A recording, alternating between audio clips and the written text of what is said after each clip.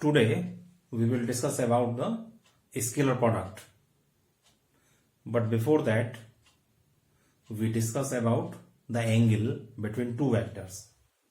तो आज हम ये देखेंगे कि स्केलर प्रोडक्ट क्या होता है, लेकिन उससे पहले किन्हीं भी दो वेक्टर्स के बीच के एंगल से क्या मतलब है उस पर डिस्कस करते हैं.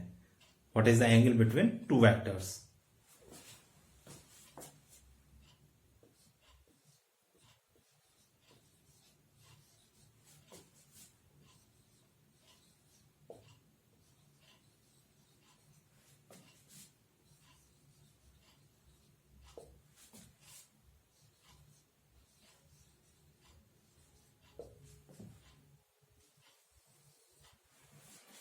दो वेक्टर्स दे रखे हैं तो उनके बीच का एंगल से क्या मतलब है, उनके बीच का एंगल कैसे निकालते हैं.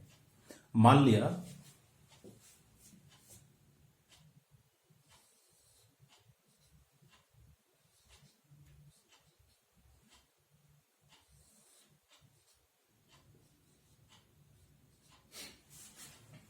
कि इस तरीके से दो वेक्टर्स दिए हुए हैं, तो ये फ्री वेक्टर्स हैं.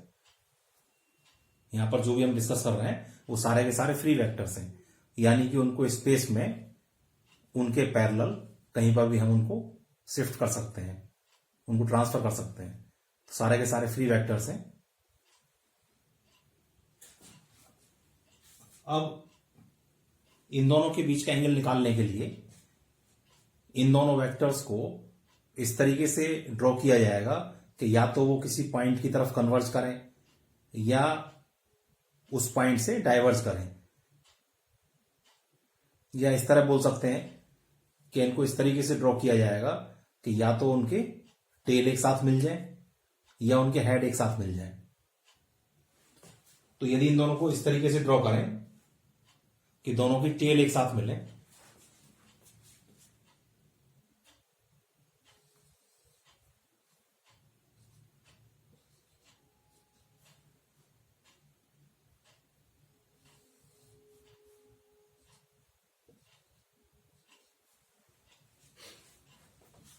फ्री वेक्टर्स हैं तो इस तरीके से कर सकते हैं.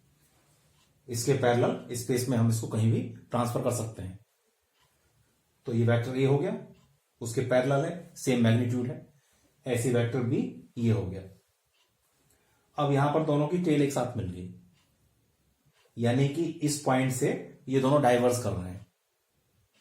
तो या तो इस तरीके से ड्रॉ किया जाएगा कि दोनों की टेल एक साथ मिल जाए, या फिर इन दोनों वेक्टर्स को इस तरीके से ड्रॉ किया जाएगा कि उनके हेड से एक साथ मिल जाए. दोनों तरीके से कर सकते हैं.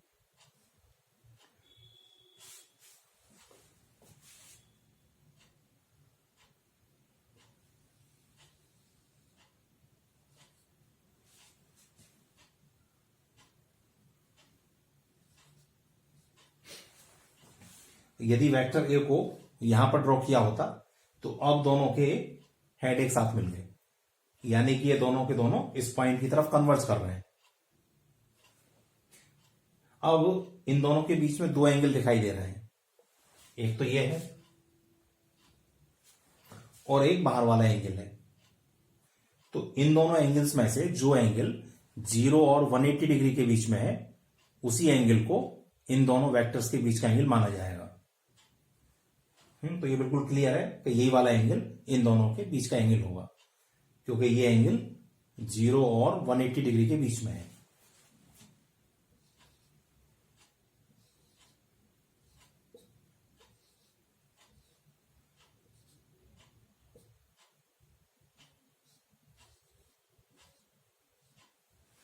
ये अच्छा, यदि दोनों के हेड एक साथ मिलाए गए हैं तो यहां पर भी यही वाला एंगल आएगा. यदि हमने दोनों के हेड एक साथ मिलाए तो या तो ये वाला एंगल या बाहर वाला, लेकिन बाहर वाला एंगल तो 180 डिग्री से बड़ा है. हमें वो एंगल लेना है जो कि 0 और 180 डिग्री के बीच में हो, तो यही वाला एंगल आएगा. और ये एंगल एग्जैक्टली इसके इक्वल होगा, क्योंकि ये दोनों पैरेलल है. तो जितना एंगल ये होगा उतना ही आएगा.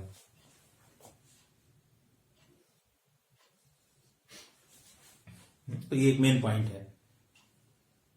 तो किन्हीं भी दो वेक्टर्स के बीच का एंगल निकालने के लिए या तो उनकी टेल एक साथ मिलाई जाएगी या फिर उन दोनों के हेड एक साथ मिलाए जाएंगे और फिर उन दोनों के बीच का वह एंगल लिया जाएगा जो 0 और 180 डिग्री के बीच में हो।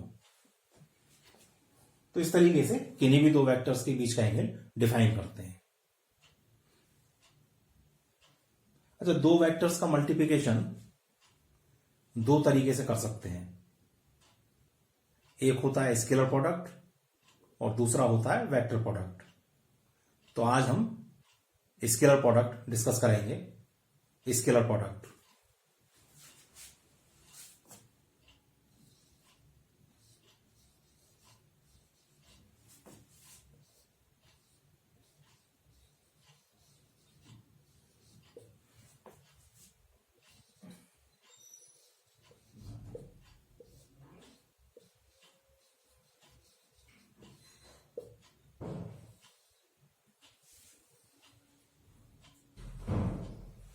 तो स्केलर प्रोडक्ट और डॉट प्रोडक्ट क्या मतलब है इसका? वेक्टर सी ले लेते हैं, ये वेक्टर ए है, ये बी है और दोनों के बीच का एंगल थीटा है। Then the scalar product of A and B is denoted by A dot B and it is defined as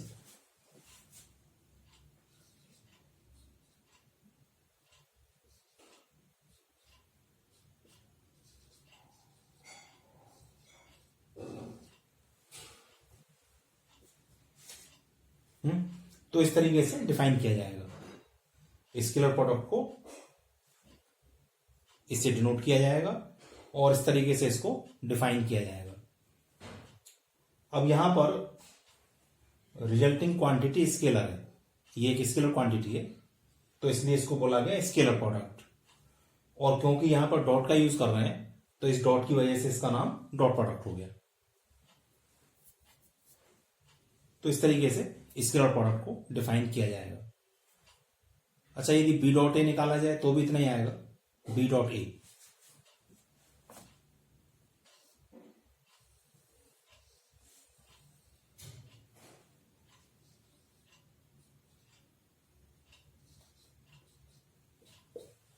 B dot A अब यहां पर डिफाइन कैसे किया है? पहले वेक्टर का मैग्नीट्यूड, इसका मतलब क्या है? A is the magnitude of vector A.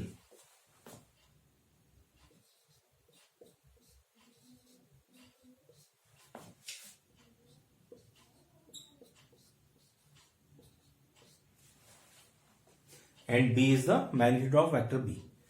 तो पहले वेक्टर का मैग्नीट्यूड, दूसरे वेक्टर का मैग्नीट्यूड और उन दोनों के बीच के एंगल का कोसाइन लिया है। तो यदि बी डॉट ए निकाला जाए इसी डेफिनेशन से तो क्या आएगा?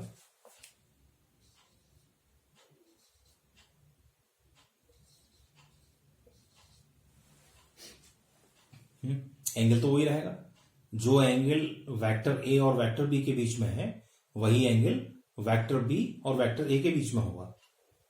तो कहने का मतलब क्या हुआ कि दोनों इक्वल हो गए, A dot B equals B dot A, यानी कि स्केलर प्रोडक्ट कॉम्पिटिटिव होता है। Scalar product is competitive.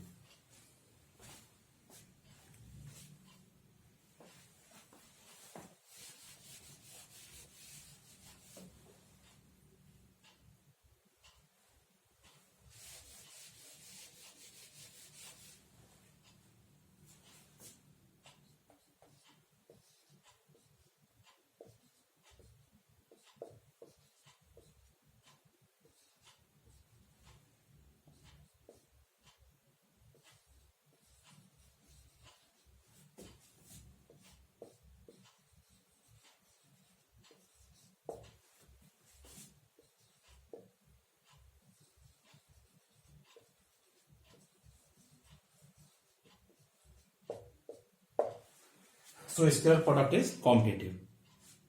चाहे ए डॉट बी निकाला जाए चाहे बी डॉट ए निकाला जाए, दोनों की वैल्यू सेम ही आएगी। तो ये प्रॉपर्टीज की हो गई। तो ये एक प्रॉपर्टी है इसकी। इसके अलावा दो प्रॉपर्टीज और हैं, उनको आगे देखेंगे अभी।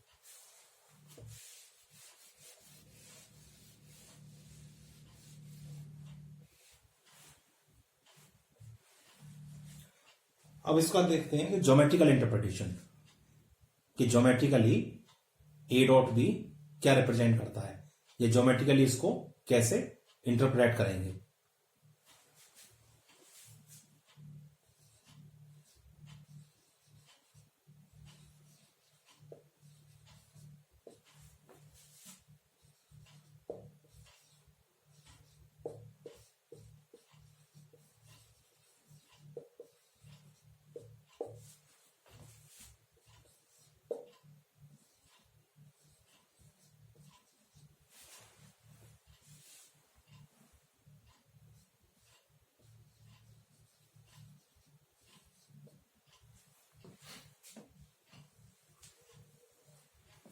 Geometrical interpretation of scalar product, तो वही दो वेक्टर ले लेते हैं जैसे अभी लिया था ए और बी, और उनके बीच का एंगल थीटा मान लेते हैं।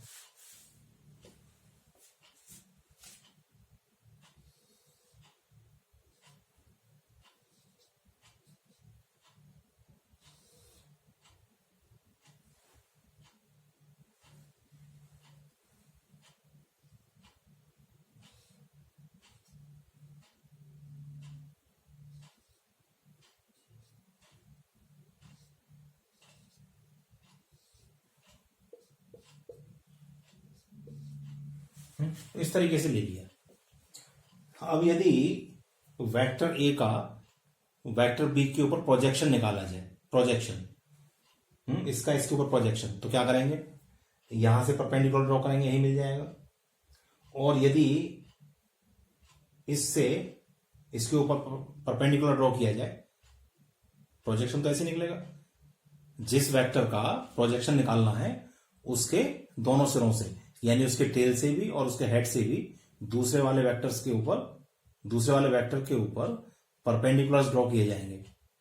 वो परपेंडिकुलर दूसरे वेक्टर को जिन पॉइंट्स पर मिलेंगे, उन दोनों पॉइंट को मिलाने वाला जो लाइन सेगमेंट है वही उसका प्रोजेक्शन होगा। अब यदि इस पे प्रोजेक्शन लिया जाए,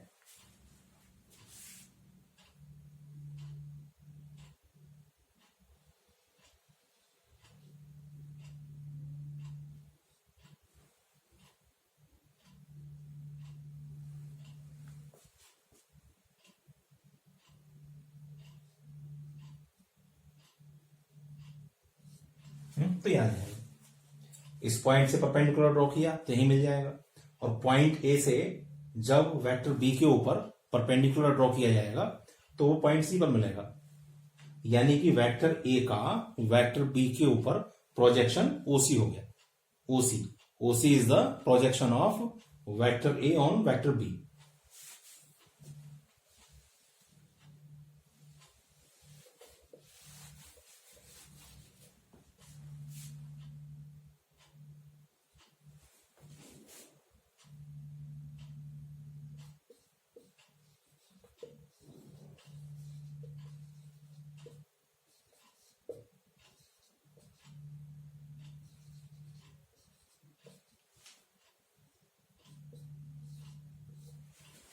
ये हुआ, वैल्यू क्या आएगी इसकी, तो ये हो जाएगा ए कॉस थीटा।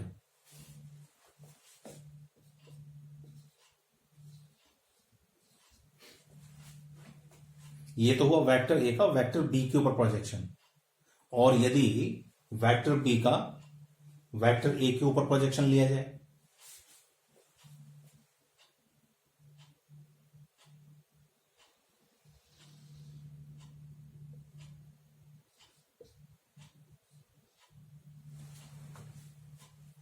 तो फिर ये ओडी आएगा, ओडी।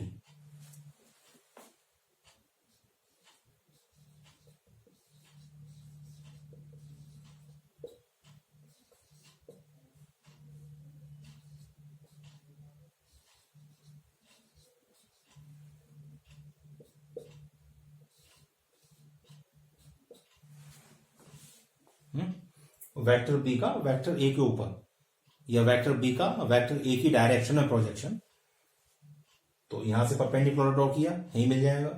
और बी से जब परपेंडिकुलर ड्रॉ किया जाएगा तो ये पॉइंट डी पर मिलेगा।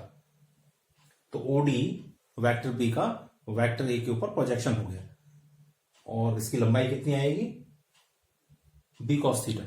क्योंकि ये बी है, इसका मैग्नीट्यूड बी है और ये एंगल थीटा है, तो बी कॉस थीटा।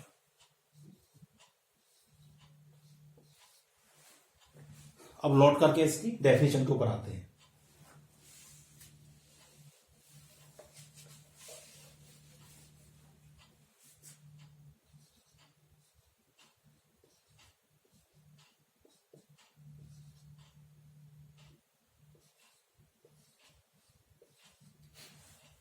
तो ये स्केलर प्रोडक्ट की डेफिनेशन थी। अब इसको हमने ऐसे कर लिया, लिख सकते हैं ऐसे, बी कॉस थीटा, ये B cos theta, this is the projection of vector B on vector A. तो बी कॉस थीटा हो गया वेक्टर बी का वेक्टर ए के ऊपर प्रोजेक्शन।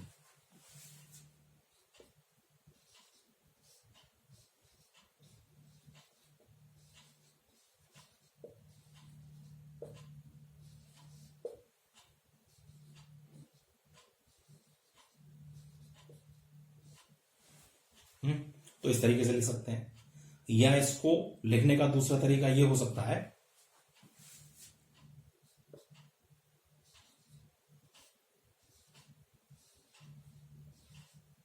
ऐसे, वही ए बी कॉस थीटा, इस बार बी अलग कर लिया, बी को अलग किया और ए कॉस थीटा अलग कर लिया। अब A cos theta is the projection of vector A on vector B.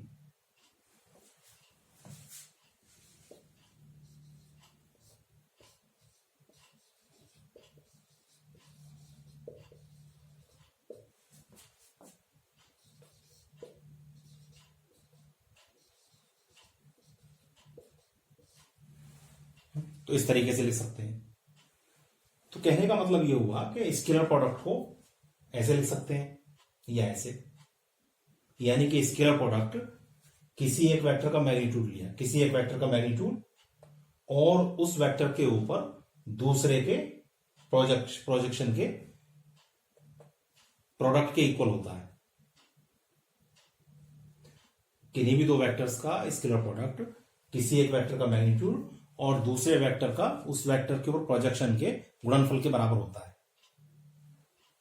है। Scalar product is the product of magnitude of the either vector and the projection of other vector in its direction.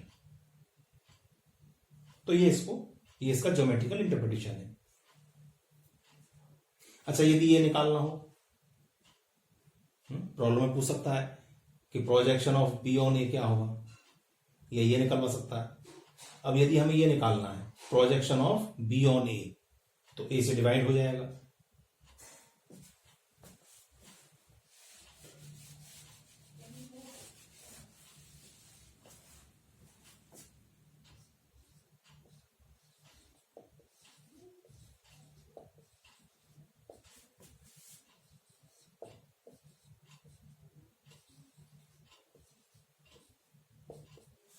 Projection of vector B on vector A, ये निकालना है, तो A से divide हो गया।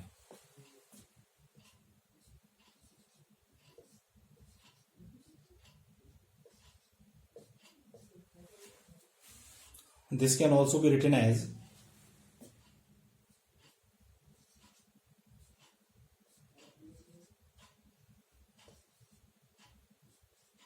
ऐसे आ गया। और अब ये हो गया unit vector in the direction of vector A, तो इसको ए कैप से डिनोट करेंगे, ए कैप।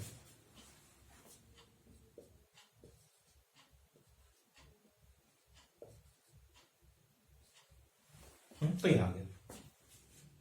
ऐसे बिल्कुल यहां से निकाल सकते हैं projection of A on B, तो बी से डिवाइड हो जाएगा।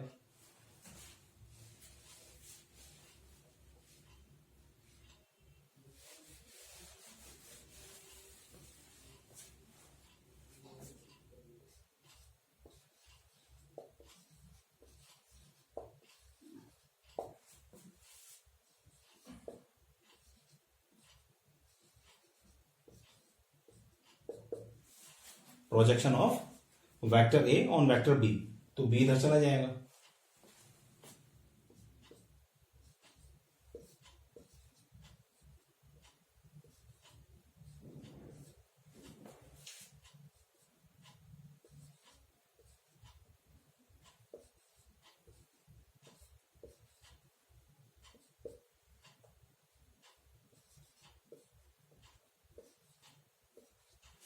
तो इस तरीके से हो गया vector B upon B, this is a unit vector in the direction of vector B, this is unit vector along B, तो इसको बी कैप लिख दिया। तो कहने का मतलब क्या है कि यदि वेक्टर बी का वेक्टर ए के ऊपर प्रोजेक्शन निकालना है तो वेक्टर बी को तो हमने ज्यों का त्यों लिया, और जिस वेक्टर के ऊपर प्रोजेक्शन निकालना है उसके अलोंग एक यूनिट वेक्टर ले लिया और दोनों का डॉट प्रोडक्ट ले लिया, वही काम यहां पर किया है। तो इस तरीके से किसी भी वेक्टर का दूसरे वेक्टर के ऊपर प्रोजेक्शन निकाल सकते हैं। अब इसके बाद में इसकी प्रॉपर्टीज आती हैं, प्रॉपर्टीज ऑफ स्केलर प्रोडक्ट।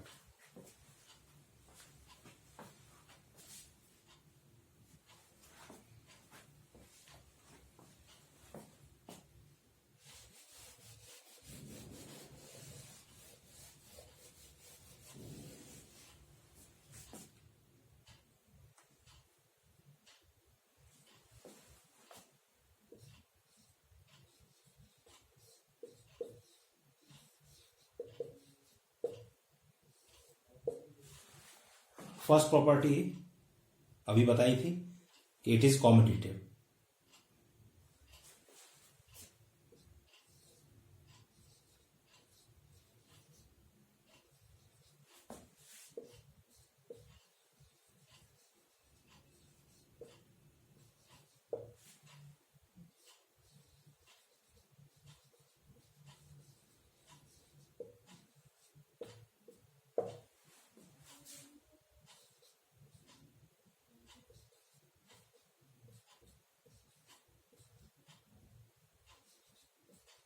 यानी कि ये हो गया A dot B equals B dot A. अभी क्या था प्रूफ, ये दोनों की वैल्यू सेम ही आती है, तो स्केलर प्रोडक्ट कॉम्पिटिटिव होता है, चाहे ए डॉट बी निकालें चाहे बी डॉट ए निकालें, दोनों की वैल्यू सेम ही आएगी। सेकंड प्रॉपर्टी इसी की, second property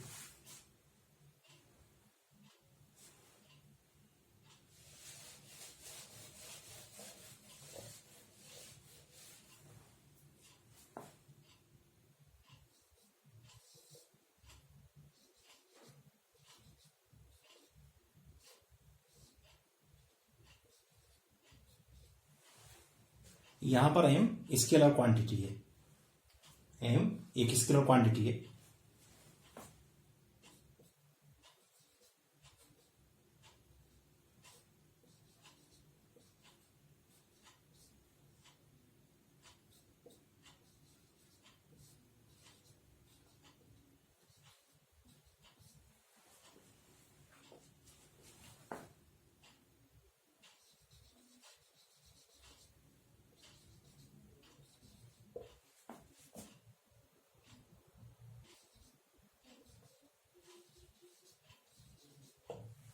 where M is a scalar quantity.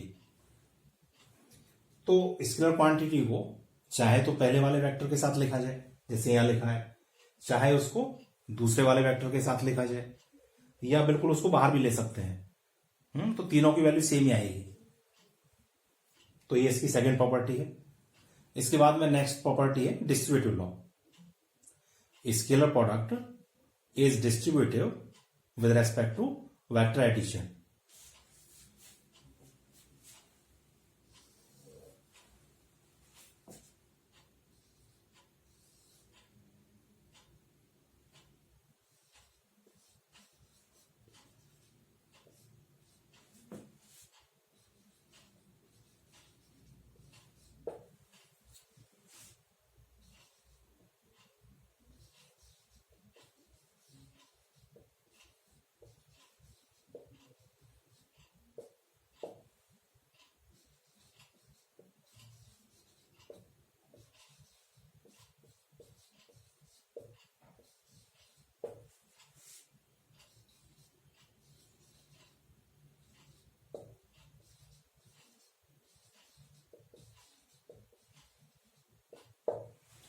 It is distributive with respect to vector addition, यानी डिस्ट्रीब्यूटिव लॉ आ गया, दोनों लेफ्ट डिस्ट्रीब्यूटिव लॉ भी और राइट डिस्ट्रीब्यूटिव लॉ भी।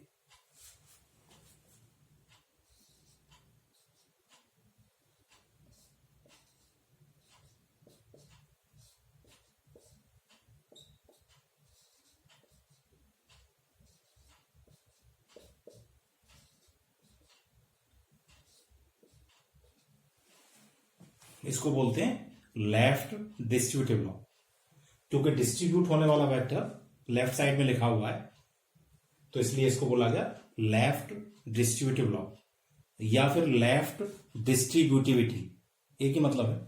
सो दिस इज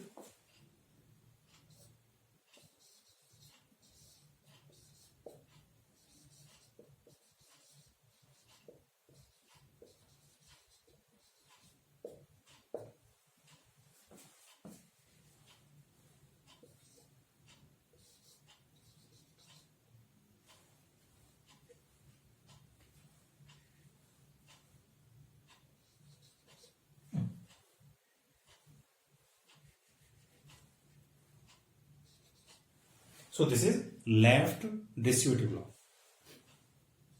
बिल्कुल ऐसे ही फिर राइट डिस्ट्रीब्यूटिव लॉ है, राइट डिस्ट्रीब्यूटिव लॉ।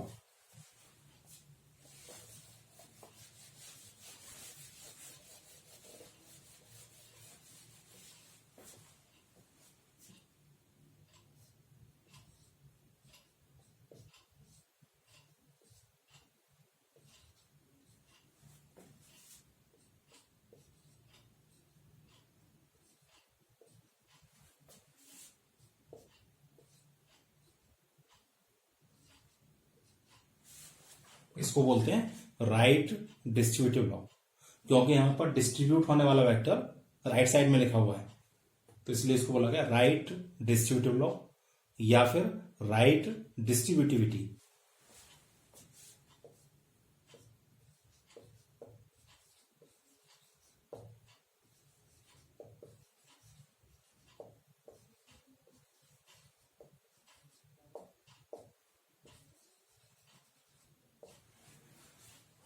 तो ये इसकी 3 प्रॉपर्टीज है।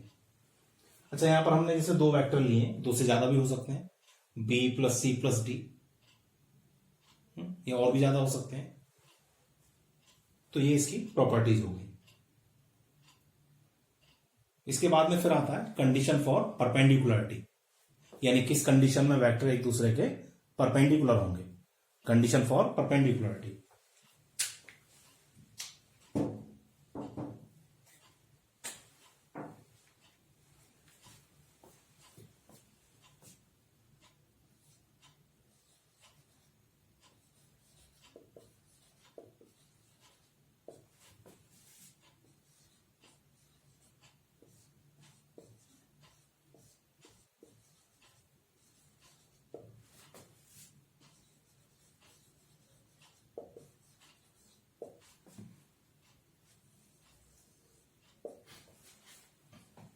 वेक्टर्स के एक दूसरे के परपेंडिकुलर होने की कंडीशन।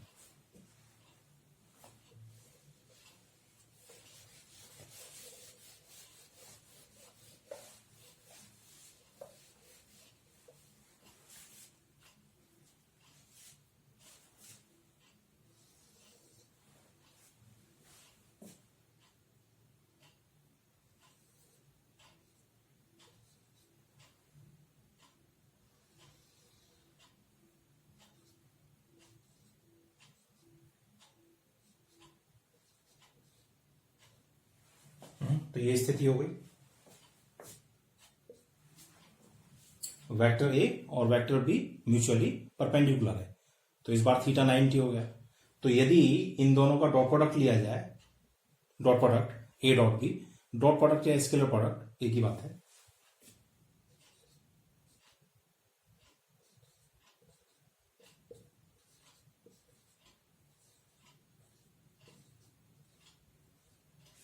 तो यह आएगा A B cos 90, cos 90 zero होता है, तो कुल मिलाकर के ये जीरो हो जाएगा।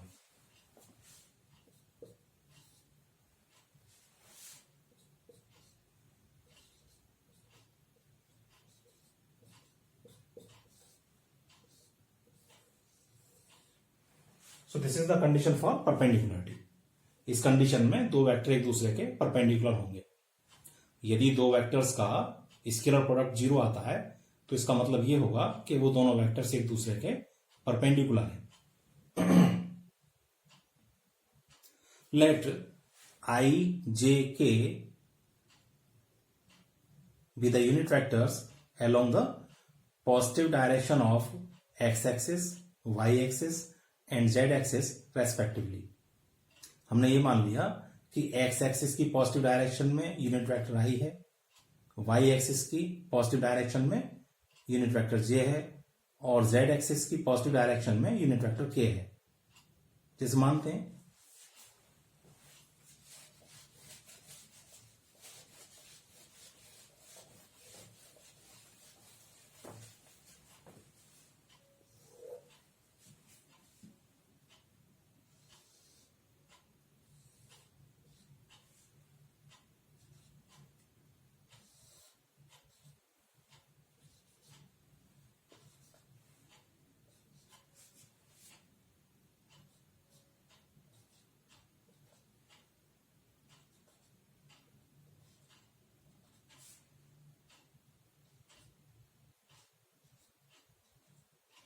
तो इस तरीके से ये 3 यूनिट वेक्टर्स हैं। आई इस डायरेक्शन में हो गया, जे इस डायरेक्शन में और के इस डायरेक्शन में। तो ये तीनों म्यूचुअली परपेंडिकुलर होंगे।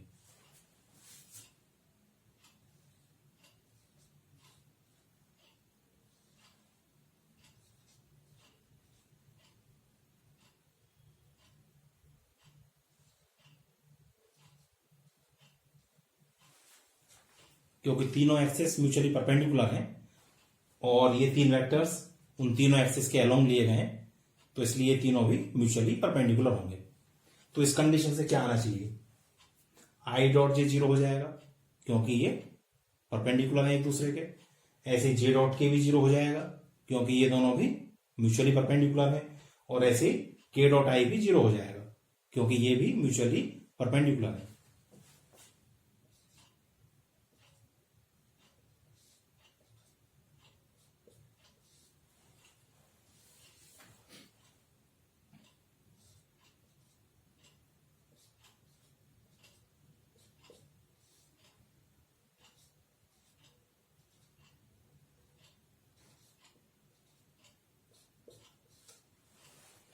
तो इस तरीके से ये सब 0 होगा। आई डॉट जे भी 0 होगा, जे डॉट के भी 0 होगा।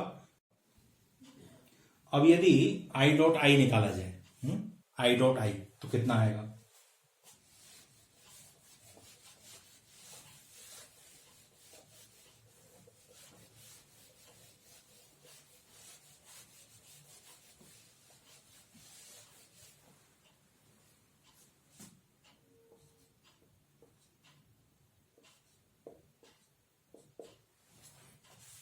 Bye definition magnitude of first vector A B cos theta. तो पहले वेक्टर का मैग्नीट्यूड आएगा, दूसरे वेक्टर का मैग्नीट्यूड और दोनों के बीच के एंगल का कोसाइन। अब क्योंकि दोनों एक ही वेक्टर है तो इनके बीच का एंगल 0 होगा।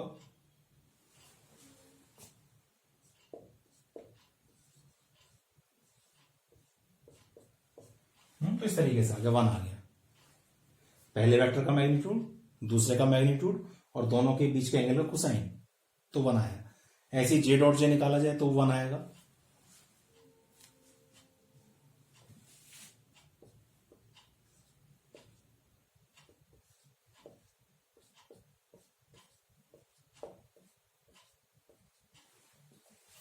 और के डॉट के निकाला जाए तो वो भी 1 आएगा।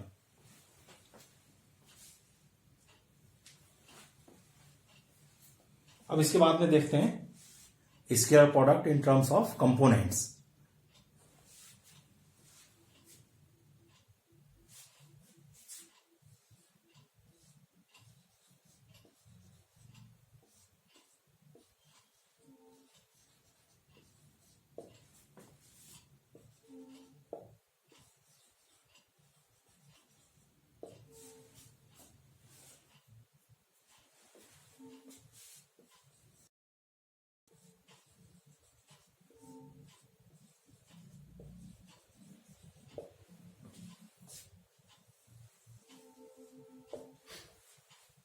Scalar product in terms of components.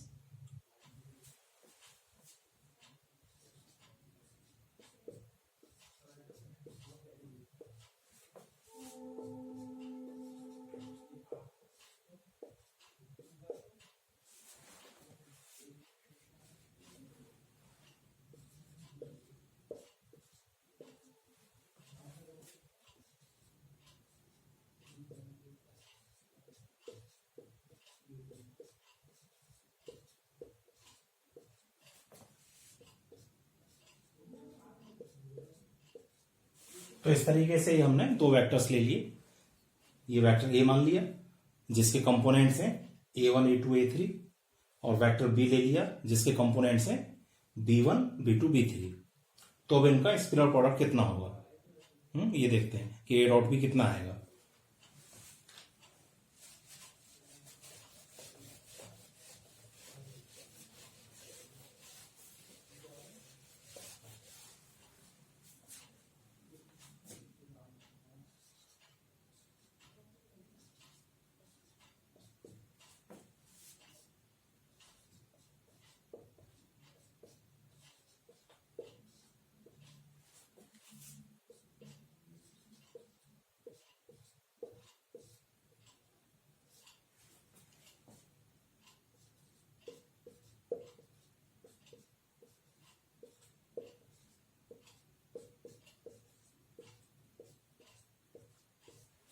तो इस तरीके से लिख लिया। अब इसमें डिस्ट्रीब्यूटिव लॉ यूज करेंगे, या तो लेफ्ट डिस्ट्रीब्यूटिव लॉ या फिर राइट डिस्ट्रीब्यूटिव लॉ। अब यदि ऐसे मान लिया जाए कि ये वाला वेक्टर तीन वेक्टर्स का सम है, ऐसे मान लिया कि ये हो गया वेक्टर, जैसे इसको वेक्टर सी मान लिया, vector C plus vector D plus vector E, तीन वेक्टर्स का सम मान लिया और इस पूरे को एक मान लिया। तो अब इसमें राइट डिस्ट्रीब्यूटिव लॉ यूज होगा। ऐसे मान लिया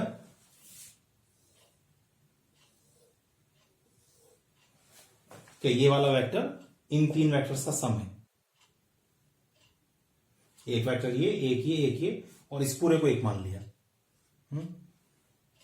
तो अब यहां पर राइट डिस्ट्रीब्यूटिव लॉ यूज किया जाएगा। तो कितना बन जाएगा,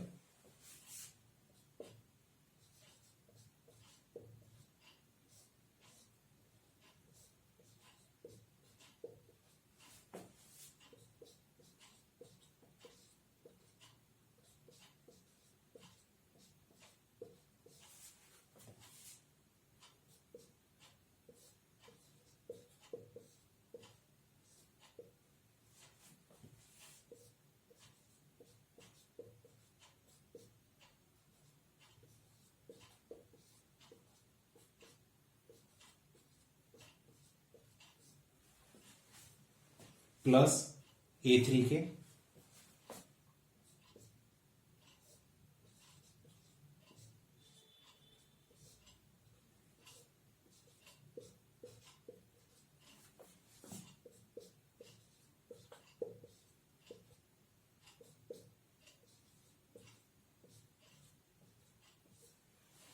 तो इस तरीके से आ गया यूजिंग राइट डिस्ट्रीब्यूटिव लॉ। अब एक वेक्टर तो पूरा है, माना हुआ है कि पूरा एक है, एक ये है। अब यहां पर a1 स्केलर क्वांटिटी है, तो जो सेकंड नंबर की प्रॉपर्टी बताई थी m वाली प्रॉपर्टी, तो उस प्रॉपर्टी से स्केलर क्वांटिटी a1 को बाहर ले सकते हैं। तो इसमें से a1 बिल्कुल बाहर आ जाएगा, ऐसे इसमें से a2 बिल्कुल बाहर आ जाएगा, और इसमें से a3 बाहर आ जाएगा। तो जब इसमें से a1 बाहर आ जाएगा तो a1 तो बाहर आ गया। अब एक वेक्टर ये हो गया, और ये वाला वेक्टर, इसको तीन वेक्टर्स का सम मान लिया। ऐसा इसलिए कर रहे हैं जिससे कि इसमें लेफ्ट डिस्ट्रीब्यूटिव लॉ यूज किया जा सके। तो a1 बाहर आ गया और इस वेक्टर को हमने तीन वेक्टर्स का सम मान लिया। तो अब इसमें लेफ्ट डिस्ट्रीब्यूटिव लॉ यूज किया जाएगा। यही ऐसे यहां पर होगा, a2 को बाहर ले लेंगे और फिर इसमें लेफ्ट डिस्ट्रीब्यूटिव लॉ यूज करेंगे, ऐसे इसमें। तो क्या आएगा,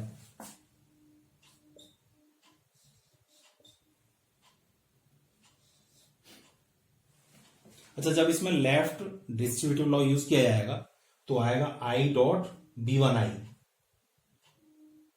अब इसमें b1 स्केलर क्वांटिटी है, तो वही m वाली प्रॉपर्टी जो सेकंड प्रॉपर्टी थी उससे b1 बाहर आ जाएगा। तो यदि लेफ्ट डिस्ट्रीब्यूटिव लॉ और m वाली प्रॉपर्टी दोनों को एक साथ यूज किया जाए तो इसको इस तरीके से लिखा जा सकता है,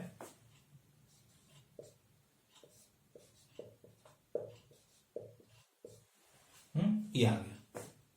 ऐसे यहां से आएगा फिर i डॉट b2j।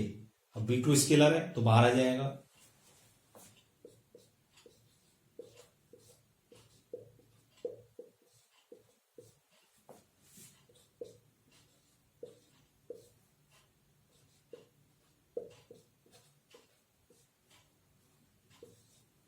तो इस तरीके से हो गया। बिल्कुल यही सारा कुछ यहां भी कराएंगे और यहां पर भी।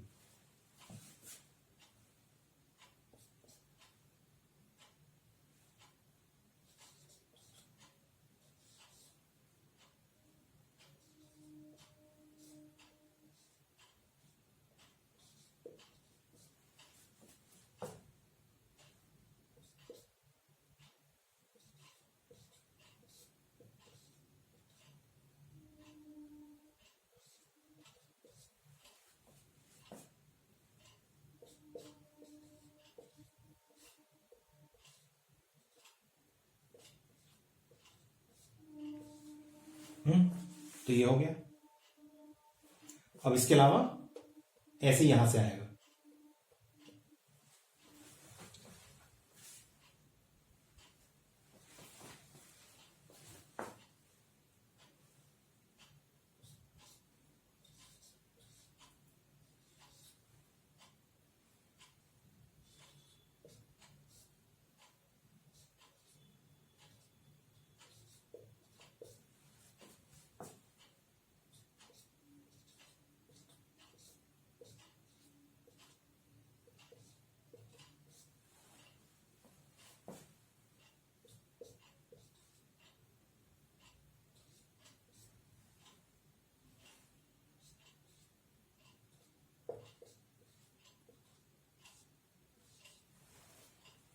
तो इतना आ गया है।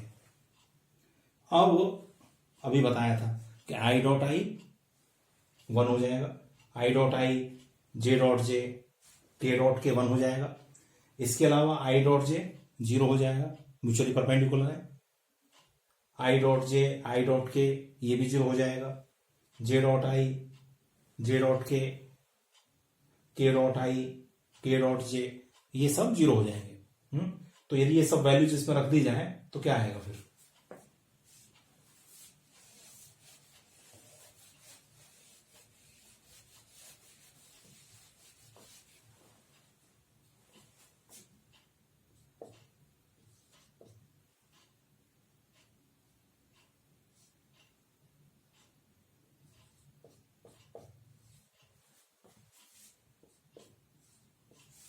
इतना हो गया। आई डॉट आई 1 हो गया, आई डॉट जे 0 तो कुल मिलाकर के 0 हो गया। आई डॉट के भी 0 है तो कुल मिलाकर के 0 हो गया। ये आ गया प्लस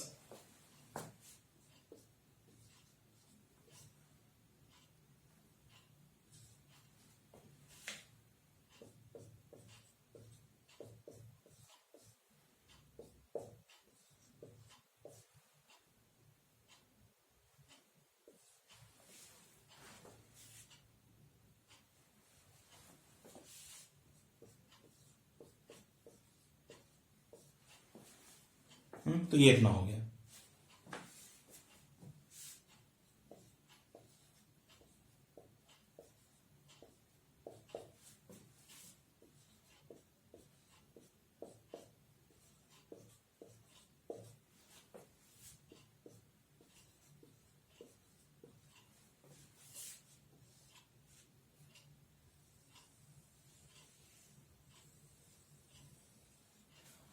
तो इस तरीके से ये इन दोनों वेक्टर्स का स्केलर प्रोडक्ट आ गया। Scalar product in terms of components.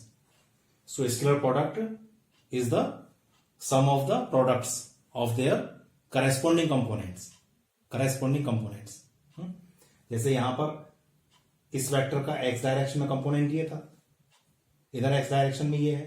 तो इन दोनों को मल्टीप्लाई किया, करेस्पॉन्डिंग कंपोनेंट्स का प्रोडक्ट लिया, ऐसे यहां पर लिया और फिर सबका सम ले लिया। तो इससे किन्हीं भी दो वेक्टर्स का स्केलर प्रोडक्ट निकाला जा सकता है।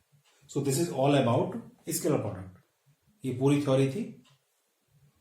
अब ठीक है, इस लेक्चर में आज यहीं पर रोकते हैं।